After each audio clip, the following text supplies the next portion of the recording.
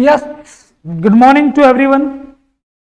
एक बार पुनः मैं हमारे एग्जाम शिविर एकेडमी के इस डिजिटल प्लेटफॉर्म पर सभी विद्यार्थियों का हार्दिक स्वागत और अभिनंदन करना चाहता हूं। एग्जाम शिविर एकेडमी के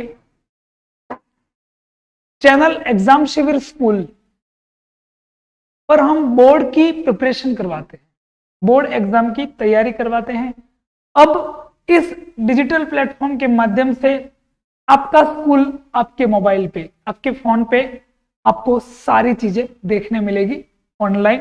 आपको यूट्यूब पर ये वीडियो आप देख रहे हो पिछले टाइम से। हमने कल प्रोनाउन के अंतर्गत बात कर ली थी। आपको हमने कल प्रोनाउन के काइंड शुरू किए थे और प्रोनाउन के काइंड में सबसे पहली चीज अपन ने पढ़ी थी पर्सनल प्रोनाउन। दूसरा प्रकार अपन ने प्रोनाउन का पढ़ा था पॉजेसिव प्रोनाउन, और पॉजेसिव प्रोनाउन के साथ ही साथ हमने पॉजेसिव एडजेक्टिव किसे कहते हैं वो बात भी अपन ने देखी थी। उसके बाद अपन ने रिफ्लेक्सिव प्रोनाउन देखा था, उसके बाद अपन ने एम्फेटिक प्रोनाउन देखा था। इसलिए अपने प्रोनाउन के प्रकार number 1 personal pronoun, number 2 possessive pronoun, number 3 reflexive pronoun और number 4 emphatic pronoun. Emphatic pronoun और रिफ्लेक्सिव प्रोनाउन को अपन ने पर्सनल कंपाउंड प्रोनाउन के दो भाग बताए थे, लेकिन वो दोनों अलग अलग प्रकार हैं। इसलिए अपन ने टोटल पर्सनल, पॉजेसिव, रिफ्लेक्सिव और एम्फेटिक अपन ने 4 प्रकार के प्रोनाउन पढ़ लिए थे। आज हम प्रोनाउन का 5वां प्रकार आपके सामने देखने जा रहे हैं। देखिएगा 5वां प्रकार कौन सा है। ठीक है, नंबर 5वां प्रकार अपना प्रोनाउंस का जो होता है, जिसका नाम होता है रेसिप्रोकल प्रोनाउन। कौन सा प्रोनाउन होता है मित्रों?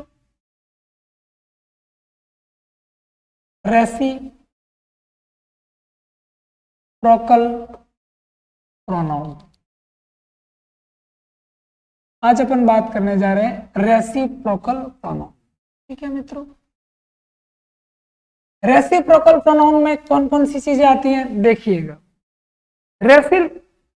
रेसिप्रोकल प्रोनाउन में अपना आएगा ईच अदर और वन अनदर। कौन कौन सी चीजें आएगी? ईच अदर और दूसरी चीज आएगी नंबर ए तो ईच अदर, और नंबर बी आपका होगा वन अनदर। नंबर बी आपका क्या होगा मित्रों? One another. ठीक है, ये दो चीजें आएगी। अब ईच अदर कौन सी चीजों को बताता है? ईच अदर किसी दो चीजों के बारे में जब भी बात की जाती है तब अपन किसकी बात करते हैं? ईच अदर की बात करते हैं। अपन कहेंगे इसको बिटवीन टू की बात की जाती है। किसकी बात की जाती है? बिटवीन टू की। बिटवीन टू की बात जब भी की जाती है तब अपन किसका यूज करते हैं? रेसिप्रोकल प्रोनाउन का, ए जो है ईच अदर का। और जब अपन को मोर देन टू की बात करनी होती है उस समय अपन इसकी बात करते हैं वन अनदर का। इसकी बात करते हैं वन अनदर की। तो ये होता है मोर देन टू, मतलब दो से ज्यादा। और अगर दो के बीच की बात करनी होती है तो अपन किसकी बात करते हैं? ईच अदर की बात। समझ पा रहे होंगे आप रेसिप्रोकल प्रोनाउन को। एग्जाम्पल, अंग्रेजी एक ऐसा विषय है कि बिना एग्जाम्पल के अपन कुछ बात कर ही नहीं सकते। एग्जाम्पल के माध्यम से अपन चीजों को अच्छे से समझ सकते हैं। तो आपके सामने जो भी एग्जाम्पल आने वाले हैं उस एग्जाम्पल को देखिएगा और समझिएगा कि रेसिप्रोकल प्रोनाउन किससे कहते हैं और उनके जो दो ए और बी जो प्रकार हैं वो किस तरीके से यूज किए जाते हैं और उनका कब यूज किया जाता है, किस परिस्थिति में यूज किया जाता है। परिस्थितियां दो होती है। एक तो जब भी अपन बिटवीन टू पीपल के बारे में बात करते हैं, ऐसी परिस्थिति में अपन किसकी बात करते हैं? ईच अदर की बात करते हैं। जब भी अगर मोर देन टू, दो या दो से अधिक की बात करते हैं, ऐसी परिस्थिति में मित्रों अपन किसकी बात करते हैं? वन अनदर की बात, मोर देन टू की बात करते हैं, है ना। दो या दो से अधिक की जबकि अपन को बात करती है उस समय अपन वन अनदर की बात। अब देखिएगा, मैं आपके सामने ईच अदर के एग्जाम्पल को देखना चाहूंगा, बड़ी अच्छी तरीके से देखिएगा। जैसे मैंने सिंपल सी बात की कि they talk each other, they talk each other. अब मैंने यहाँ भले क्या लिखा है, दे जो है वो एक प्लूरल प्रोनाउन है, वो दो या दो से अधिक को ही बताता है। लेकिन मित्रों जब भी यहाँ पर ईच अदर आ गया, मतलब आपको इस सब्जेक्ट को अंडरस्टैंड कर लेना है कि ये जो दे हैं वो किसी दो लोगों, पर्टिकुलर दो लोगों के लिए यूज किया गया है, जो दो लोग आपस में अपनी चर्चा कर रहे हैं। ठीक है, जैसे मैंने एग्जाम्पल लिखा, एक आधा दूसरा एग्जाम्पल मैं आपके सामने अभिव्यक्त करना चाहता हूं। जैसे देखिएगा कि मैंने कहा कि Ritu and Krishna,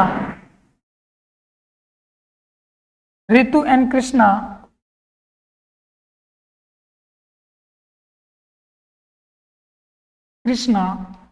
help each other, दो लड़कियां हैं जो दोनों एक दूसरे की क्या करती है, मदद करती है। तो आपको सिंपल सा पता चला कि इन दो लड़कियों के बारे में बात की जाती है, ऋतु और कृष्णा, वो एक दूसरे की क्या करती है, मदद करती है। ठीक है, अगर कॉन्कर्ड के सब्जेक्ट वर्ब एग्रीमेंट के हिसाब से देखा जाए तो जब भी दो पर्सन के बीच में मित्रों एंड कंजंक्शन का उपयोग किया जाता है, ऐसी परिस्थिति में वह सब्जेक्ट आपका क्या बन जाता है, प्लूरल बन जाता है। तो आपका ऋतु एंड कृष्णा, इन दोनों सब्जेक्ट के बीच में एंड कंजंक्शन लगा है, इट मींस यह सब्जेक्ट कैसा बन गया है, प्लूरल बन चुका है। और ऋतु एंड कृष्णा, इसलिए सब्जेक्ट प्लूरल बनने का इंडिकेशन आपको कहां मिलता है, हेल्प। अगर यहाँ सिंगुलर सब्जेक्ट होता तो अपन हेल्प के पी के पीछे एस लगाते, हेल्प्स होता, लेकिन यह जो आपका है वह कैसा सब्जेक्ट है, प्लूरल सब्जेक्ट है। ऐसी परिस्थिति में इसको अपन वर्ब की फर्स्ट फॉर्म लगाएंगे, Ritu and Krishna help each other, यह एक दूसरे की क्या करती है, मदद करती है। आई बात समझ में? इससे अपन बहुत सारे एग्जाम्पल लिख सकते हैं। ठीक है, अनेक प्रकार के अपन एग्जाम्पल आपके सामने एक्सपोज कर सकते हैं। ठीक है, जैसे मैंने एक आधा एग्जाम्पल और लिख दिया कि माही and his wife, Mahi and his wife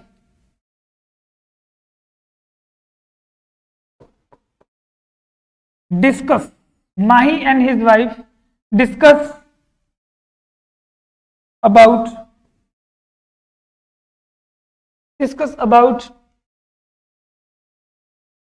their trip. Mahi and his wife discuss about their trip each other, है ना।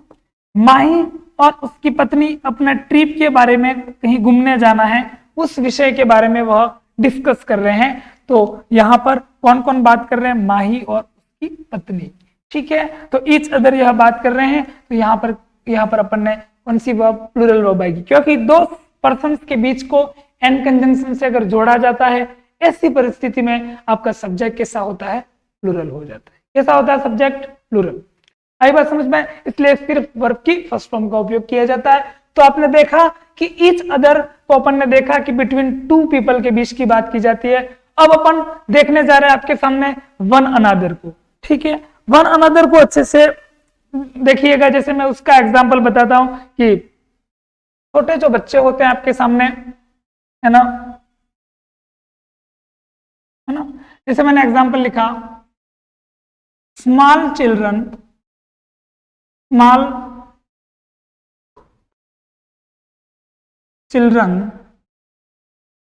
लव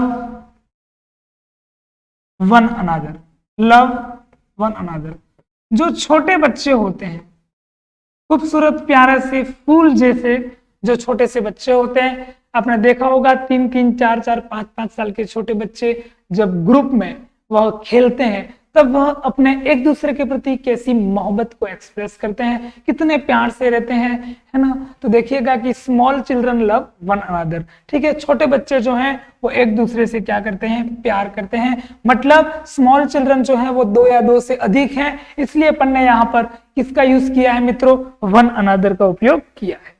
और उन छोटे बच्चों को एक दूसरे पर ट्रस्ट कितना होता है। ठीक है, जैसे मैं एक एग्जाम्पल और लिख दूं, जैसे कि देखिएगा कि all the children all the children trust, all the children trust one another. सारे बच्चे जो हैं वो एक दूसरे पर क्या करते हैं, भरोसा करते हैं। क्या करते हैं, भरोसा करते हैं।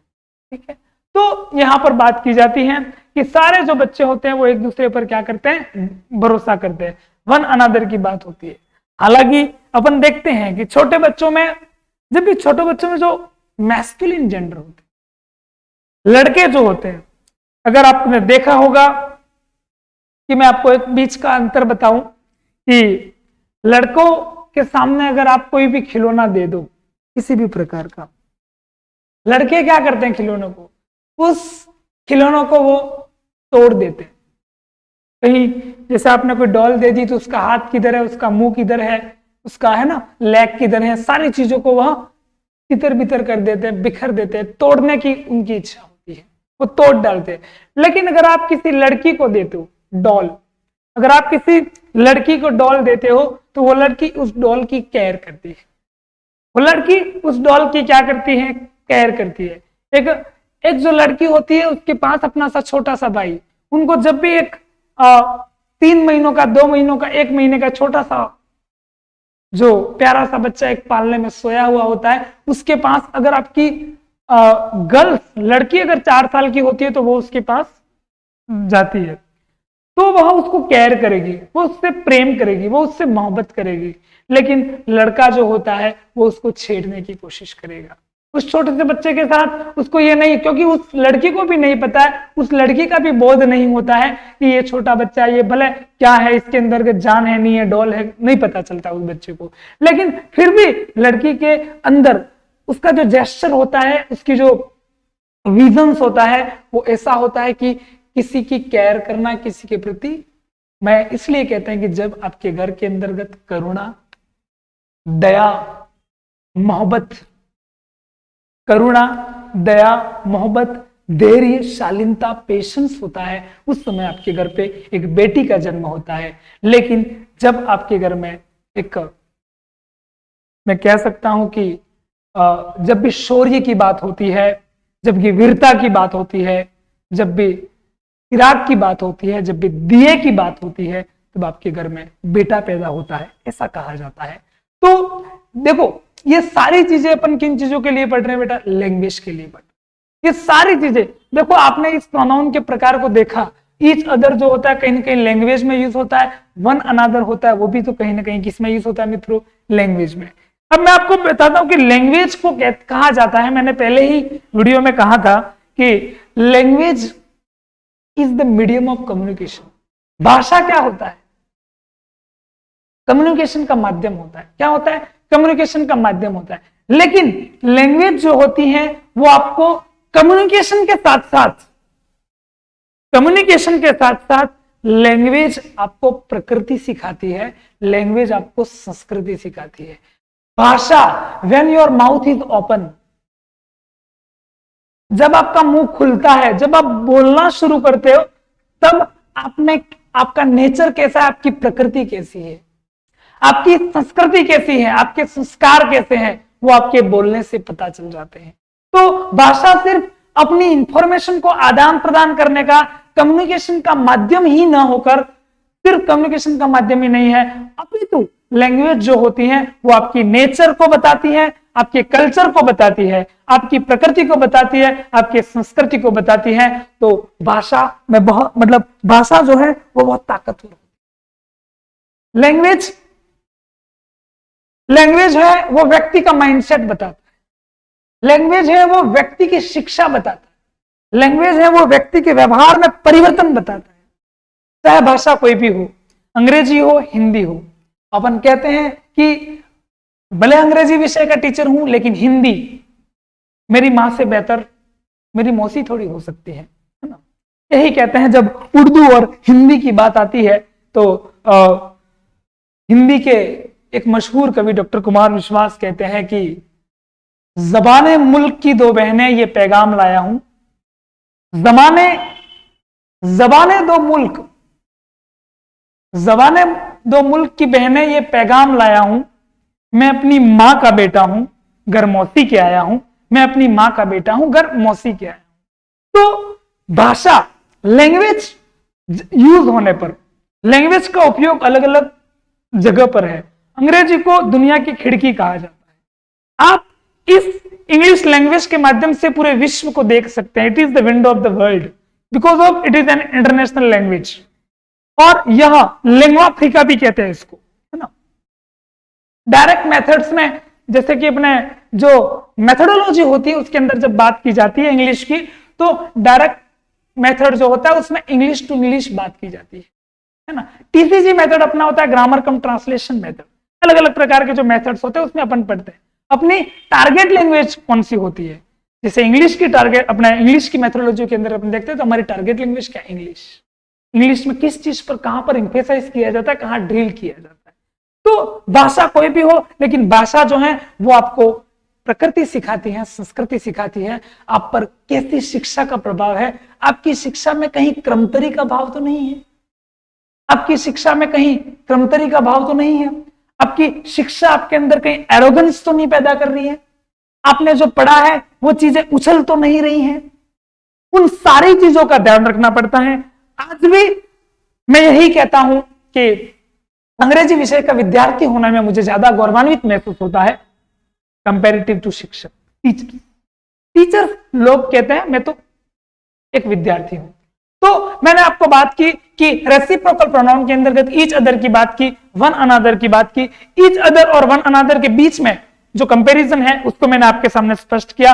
अब मैं आगे छठे प्रकार के प्रोनाउन की आपके समक्ष बात करना चाहूंगा। मैं उम्मीद करता हूं आपको यह जो रेसिप्रोकल प्रोनाउन मैंने बताया और उसके बीच में मैंने और भी कुछ जो बातें जो मुझे अच्छी लगती है वो मैं आपके साथ शेयर करता रहता हूं। अगर आपको बातें भी अच्छी लगती हैं तो भी आप उस चीज को अप्रिशिएट कर सकते हैं। और ये जो मैटर है, कंटेंट है, मेरा मूल उद्देश्य तो कंटेंट देना होता है और आपको अच्छे से उस कंटेंट को समझाना, चीजें क्या होती है। ठीक है, अब you can take screenshot of reciprocal pronoun. Next अपन बात करेंगे डेमोन्स्ट्रेटिव प्रोनाउन की। ठीक है, अब अपन बात करते हैं डेमोन्स्ट्रेटिव प्रोनाउन। कौन सा? ये अपना होता था नंबर 5। ठीक है, अब अपन बात करते हैं नंबर 6। नंबर 6 आपका होता है डेमोन्स्ट्रेटिव प्रोनाउन। ठीक है, अब हम बात करते हैं कौन से प्रोनाउन की? Demonstrative pronoun.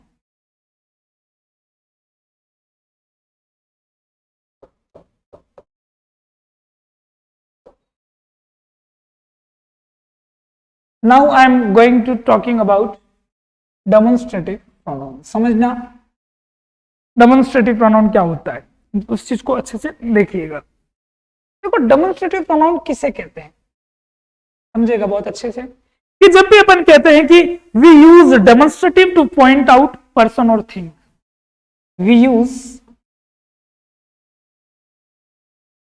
जब भी हम किसी पर्सन को, जब भी हम किसी पर्सन को या किसी थिंग को डेमोन्स्ट्रेट करते हैं, तो वी यूज, जब भी किसी पर्सन या किसी थिंग को अपन डेमोन्स्ट्रेटिव करते हैं या पॉइंट आउट करके बात करते हैं और उस पर्सन और थिंग को, तो वो अपना कौन सा प्रोनाउन कहलाता है? अपना डेमोन्स्ट्रेटिव प्रोनाउन कहलाता है। ठीक है, देखिएगा,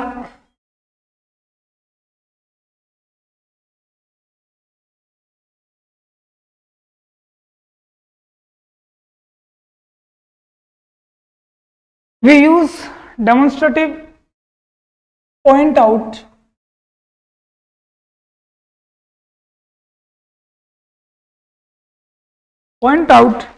person or thing, point out person और थिंग। पर्सन और थिंग को जब भी अपन पॉइंट आउट करते हैं, ऐसी परिस्थिति में अपन डेमोन्स्ट्रेटिव प्रोनाउन का उपयोग करते हैं। किसका? We use demonstrative point out person और थिंग।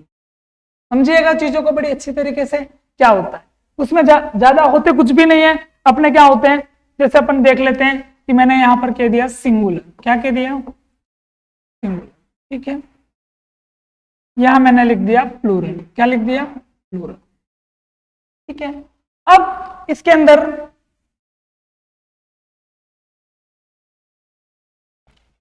THIS these, ठीक है, THESE these, ठीक है, ये these सिंगुलर है और ये these प्लूरल है। उसी तरह अपन ने कह दिया THAT डेट, और यहां पर अपन ने कह दिया THOSE दोस, ठीक है मित्रों। इन चीजों की आपके बीच में मैंने बात की, समझिएगा बहुत अच्छे तरीके से, ठीक है। अब अपन बात कर रहे हैं इसकी, तो इसके अंदर क्या होता है कि ये तो आपके किस में यूज होते हैं, प्रेजेंट में। किस में यूज होते हैं, प्रेजेंट में, है ना। और ये चीजें आपकी यूज होती है पास्ट, और ये सिंगुलर और ये प्लूरल, ये सिंगुलर और ये प्लूरल, इस तरीके से इनका उपयोग किया जाता है। ये कौन से प्रोनाउन होते हैं, डेमोन्स्ट्रेटिव प्रोनाउन कहलाते हैं, ठीक है। अपन जैसे सिंपल से एग्जांपल अपन कुछ भी लिख दें, जैसे कि मैंने लिख दिया कि this is a pen, this is a pen, क्योंकि प्रोनाउन की विशेषता क्या होती है, वो अकेला यूज होना चाहिए।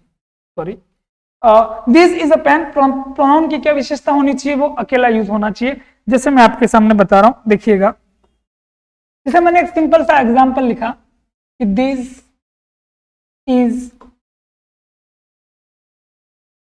अ pen, but that is your book, but that is your book, लेकिन वो आपकी पुस्तक है, ठीक है। क्या कहा मैंने, this is a pen but that is your book, यह आपने कह दिया कि सिंपल सा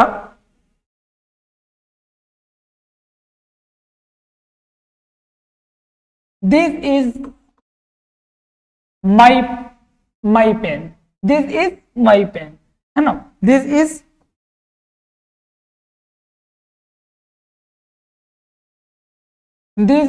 माई पेन, यह मेरा पेन है, but that is your pen, वह आपका पेन है।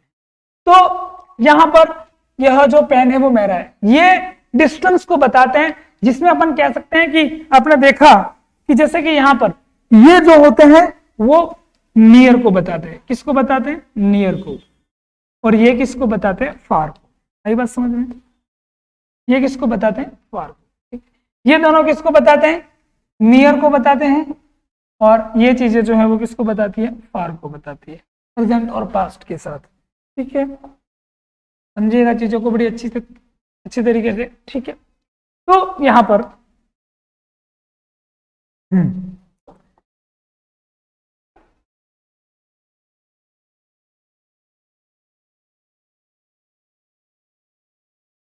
मैंने यहां पर क्या एग्जांपल लिखा था,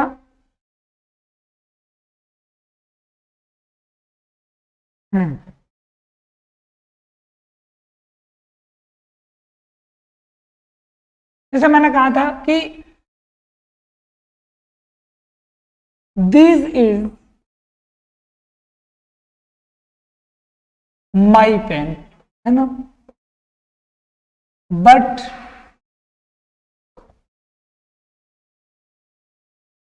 that is your book, that is your book, ठीक है। इसकी एक विशेषता मैं आपको बताना चाहता हूं, दिस का कैसी परिस्थिति में अपन दिस को डेमोन्स्ट्रेटिव प्रोनाउन कहते हैं, और कैसी परिस्थिति में दिस को अपन एडजेक्टिव कहते हैं, ठीक है। अब ये दिस अकेला यूज हुआ है, this is my pen, that is your book, तो ये दोनों यहां पर कैसे प्रोनाउन है, डेमोन्स्ट्रेटिव प्रोनाउन। लेकिन जब सेंटेंस को ऐसा लिखा जाता है मित्रों कि this pen is mine, this pen is mine, ठीक है, but that book is yours, that book is yours, है ना, ऐसा अपन ने लिखा। तो यहां पर ये जो दीज है, यहां पर ये जो दीज है और ये जो डेट है, यहां पर ये दीज और डेट, ये किसका काम कर रहा है, पॉजेसिव एडजेक्टिव का काम कर रहा है, ये डेट यहां पर किसका काम कर रहा है? पॉजेसिव एडजेक्टिव का काम कर रहा है, ठीक है। लेकिन यहां पर ये जो दीज और डेट जो है वो किसका काम कर रहे हैं? प्रोनाउन का काम कर रहे हैं। कौन से प्रोनाउन का काम कर रहे हैं? डेमोन्स्ट्रेटिव प्रोनाउन का काम करते हैं। आई बात समझ में? यहां पर ये डेमोन्स्ट्रेटिव प्रोनाउन का काम करते हैं, ठीक है। जैसे अपन उसको भी कह सकते हैं कि these are my books, these are books, सीधी सी बात, दीज आर बुक्स, वह पुस्तक है। अब यहाँ पर दीज क्यों लिखना पड़ा? क्योंकि यहाँ पर बुक्स क्या है? प्लूरल है, इसलिए लिखना पड़ेगा। उसी तरीके से अपन लिख सकते हैं कि दोज आर बुक्स, ऐसा भी अपन लिख सकते हैं। आई बात समझ में? ठीक है। ये जो है वो फार को बताता है, ये जो है वो नियर को बताता है प्लूरल के साथ। आई बात समझ में? तो मैं उम्मीद करता हूं कि आपको डेमोन्स्ट्रेटिव प्रोनाउन भी आपको अच्छे से समझ में आया होगा। अब मैं लास्ट में मैं आपके सामने बात करना चाहता हूं अंतिम प्रोनाउन जो होता है इंट्रोगेटिव प्रोनाउन की मैं बात करने जा रहा हूं। किसकी बात करने जा रहा हूं? इंट्रोगेटिव प्रोनाउन की। ये अपना कौन सा नंबर था? ये अपना 6वां नंबर था। अब अपन बात कर रहे हैं इंट्रोगेटिव प्रोनाउन की, ठीक है। नंबर 7, इसकी बात करते हैं अपन। नंबर 7 जो होता है अपना इंट्रोगेटिव प्रोनाउन। कौन सा प्रोनाउन होता है? Interrogative pronoun. इंट्रोगेटिव प्रोनाउन कौन कौन से होते हैं? अच्छे से देखिएगा। WH वर्ड जो होते हैं वही आपके इंट्रोगेटिव प्रोनाउन होते हैं, जिसको आपको पता है इंट्रोगेटिव के पीछे क्या लगता है? क्वेश्चन, ठीक है। इंट्रोगेटिव प्रोनाउन के अंतर्गत कौन कौन सी चीजें आती हैं, इन चीजों को अच्छे से समझने की जरूरत होती है। जैसे अपन कहते हैं कि व्हाट, विच, हु, हुम और हुज। कौन कौन सी चीजें होती है? व्हाट, विच, हु, हुम और हुज, है ना, ये चीजें होती है। अब मैं आपको एग्जाम्पल के माध्यम से बताऊंगा कि इनको अपन प्रोनाउन कब कहेंगे, इनको अपन प्रोनाउन कब, इन चीजों को प्रोनाउन कब कहा जाएगा, वो चीजें मैं आपके सामने एग्जाम्पल के माध्यम से बताऊंगा। चीजों को बड़े अच्छे तरीके से ध्यान से समझने की कोशिश करेगा, एक एक चीज को, ठीक है। कैसी परिस्थिति में उनको अपन प्रोनाउन कहेंगे, कैसी परिस्थिति में इन चीजों को अपन एडजेक्टिव कहेंगे, उन चीजों को अच्छे से समझना होगा। जैसे मैंने पहला एग्जाम्पल आपके सामने लिखा, व्हाट इज योर प्रॉब्लम। क्या लिखा मैंने? व्हाट इज योर प्रॉब्लम, आपकी समस्या क्या है ना, आपकी समस्या क्या है। तो इस सेंटेंस के अंतर्गत ये जो व्हाट है वो किसका काम कर रहा है? इंट्रोगेटिव प्रोनाउन का। किसका काम कर रहा है? ये इंट्रोगेटिव प्रोनाउन का काम कर रहा है। लेकिन अगर मैंने इस सेंटेंस को इस तरीके से लिख दिया, यहां पर तो ये किसकी तरह काम कर रहा है? इंट्रोगेटिव प्रोनाउन की तरह। लेकिन मैंने अगर इस सेंटेंस को इस तरीके से लिख दिया, जैसे कि मैंने कहा कि what problem, what problem you face, आप किस प्रकार की प्रॉब्लम को फेस कर रहे हो। इस तरीके से अगर आपने इस एग्जाम्पल को अगर देख लेते हो आप, व्हाट प्रॉब्लम, आप किस प्रकार की प्रॉब्लम को आप फेस करते हो, तो what problem do you face, आप किस प्रकार की प्रॉब्लम को फेस कर रहे हो। तो इस व्हाट के साथ जब भी क्या आ गया? प्रॉब्लम्स, तो ये जो है यहां पर ये जो वर्ड जो है वो किसका काम करेगा? एडजेक्टिव का काम करेगा। किसका काम करेगा? एडजेक्टिव, क्योंकि यह किसको क्लासिफाई कर रहा है? नाउन को, नाउन को क्लासिफाई कर रहा है। इट मींस ये क्या बन जाता है मित्रों? एडजेक्टिव बन जाता है। क्या बन जाता है? एडजेक्टिव।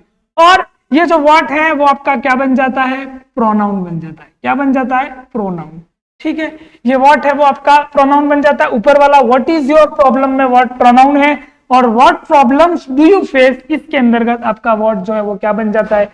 एडजेक्टिव बन जाता है। आई होप आपको मैं जो चीज बताना चाहता हूं प्रॉपर तरीके से, वो चीज आपने अच्छे से समझी होगी। जैसे मैंने कहा कि which is the right answer, मैंने क्या कहा? विच is the right answer, which is the right answer. मैंने आपके सामने कहा कि which is the right answer, इसके अंतर्गत सही जवाब क्या है। तो ये जो विच अकेला यूज हुआ है, विच के बाद वर्ब आई है, तो ये विच यहां पर किसका काम कर रहा है? प्रोनाउन का काम कर रहा है। और इसको अपन कैसा प्रोनाउन कहेंगे? इंट्रोगेटिव प्रोनाउन कहेंगे। कैसा प्रोनाउन कहेंगे? Interrogative pronoun. अगर ये विच अगर इस तरीके से काम करता है, आप देख लीजिएगा अच्छे से, मैं आगे एग्जांपल के लिए जगह नहीं है तो मैं चेंज कर रहा हूं स्लाइड को, देखिएगा। अब आगे इस प्रकार से मैंने क्या कहा था कि यहां पर आपके सामने विच इज करेक्ट आंसर है ना, कौन सा करेक्ट आंसर होता है उसके बारे में मैंने बात करी थी और मैंने लिखा था सेंटेंस कि which is the right answer या which is the correct answer. अगर मैं सेंटेंस ऐसा लिखता हूं आपके सामने कि which book do you like, आप कौन सी बुक को पसंद करते हो? Which book do you like, ये एग्जाम्पल आपके सामने होता है। तो यहां पर ये विच जो है वो मित्रों इंट्रोगेटिव प्रोनाउन ना रहकर यह विच क्या बन जाता है? एडजेक्टिव बन जाता है। क्यों एडजेक्टिव बन जाता है? बिकॉज ऑफ ये जो बुक नाउन है उस नाउन को क्लासिफाई कर रहा है, इस नाउन की विशेषता बता रहा है, इसलिए इसको अपन क्या कहेंगे? एडजेक्टिव कहेंगे। इसलिए यह क्या कहलाएगा? एडजेक्टिव कहलाएगा। और उस सेंटेंस के अंतर्गत मैंने क्या कहा था? विच इज राइट आंसर या विच इज करेक्ट आंसर, तो वहां पर वर्ब के पहले विच अकेला आया था तो वो किसी नाउन को रिप्लेस कर रहा है, इसलिए वो विच वहां पर क्या था? प्रोनाउन था। देखिएगा आपको चीजें अच्छे से समझ में आ रही होगी।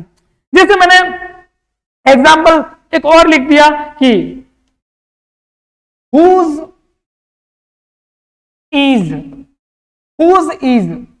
whose के बाद क्या आ गई? आ गई है वर्ब, आ गई है आपके पास, है ना। मैंने कहा कि whose is this pen, यह पेन किसका है? क्या कहा मैंने? whose is this pen। अब इसके अंतर्गत ये जो whose है वो अकेला यूज हुआ है, तो ये whose क्या कहलाता है मित्रों? प्रोनाउन कहलाता है। क्या कहलाता है? प्रोनाउन। कौन सा प्रोनाउन हुआ? Interrogative pronoun. लेकिन अगर मैंने इस सेंटेंस को इस तरीके से जैसे मैंने चेंज कर दिया, जैसे मैंने इस सेंटेंस को लिख दिया कि whose pen is this, यह जो पेन है whose pen is this, ठीक है, यह pen whose pen is this, है ना। ऐसा मैंने अगर कह दिया तो यहां पर ये जो whose है वो क्या बन जाता है? एडजेक्टिव बन जाता है। क्या बन जाता है? एडजेक्टिव। क्योंकि whose के साथ क्या आ गया? पेन आ गया, है ना। whose के साथ क्या आ गया? पेन। ऐसी परिस्थिति में यह जो whose जो आपका होता है वो क्या बन जाता है? एडजेक्टिव बन जाता है। आई बात समझ में? मैं उम्मीद करता हूं आपको यह इंट्रोगेटिव प्रोनाउन बहुत अच्छी तरीके से आपको अंडरस्टैंड किया होगा आपने इस चीज को, ऐसी मैं उम्मीद करता हूं। ठीक है, यहां पर अपने आज मैंने 3 प्रकार के प्रोनाउन और आपके सामने बताए। आपने इन चीजों को बड़ी ध्यान से पढ़ना, अच्छे से सुनना, और मूल बात आपको ये चीजें अगर अच्छे से समझ में आ रही है तो आप हमारे इस चैनल को लाइक करें, सब्सक्राइब करें, अच्छा लगे तो शेयर करें। और दूसरी चीज, हमारे यहाँ पर ऑफलाइन क्लासेस भी स्टार्ट हो चुकी है, और ऑफलाइन क्लासेस भी हमारे डूंगरपुर जिले के, राजस्थान के डूंगरपुर डिस्ट्रिक्ट के तागोड़ा क्षेत्र में एक छोटा सा कस्बा है बड़गी, उसके अंदर हमारी यह क्लासें ऑफलाइन और ऑनलाइन, डिजिटल प्लेटफॉर्म और ऑफलाइन दोनों प्लेटफॉर्म पर ये क्लासें चल रही हैं। Thank you. मैं उम्मीद करता हूं आपको चीजें समझ में आएगी। धन्यवाद।